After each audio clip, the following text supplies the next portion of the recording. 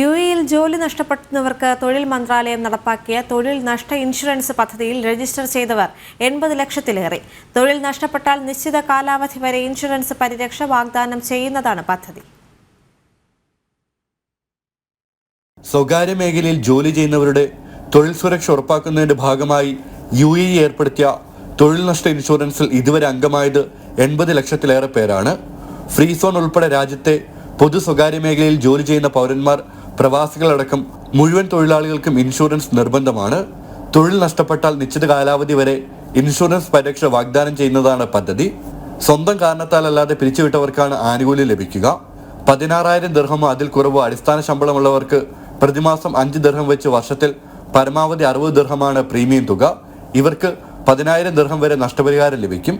16,000 ദിർഹത്തിന് മുകളിൽ അടിസ്ഥാന ശമ്പളമുള്ള തൊഴിലാളികൾക്ക് പ്രതിമാസ ഇൻഷുറൻസ് പ്രീമിയം 10 ദിർഹമാണ്. ഇവർക്ക് തൊഴിൽ നഷ്ടപ്പെട്ടാൽ 20,000 ദിർഹം വരെ നഷ്ടപരിഹാരം ലഭിക്കുന്നതാണ് പദ്ധതി. നിലവിലെ ഇൻഷുറൻസ് സ്കീം പുതുക്കുകയോ പുതുതായി അംഗത്വം എടുക്കുകയോ ചെയ്യാത്തവർക്ക് 400 ദിർഹമാണ് പിഴ. പിഴ ഒഴിവാക്കുന്നതിനായി യോഗ്യരായ എല്ലാ തൊഴിലാളികളും പദ്ധതിയിൽ രജിസ്റ്റർ ചെയ്യണമെന്ന് അധികൃതർ ഓർമ്മിപ്പിച്ചു.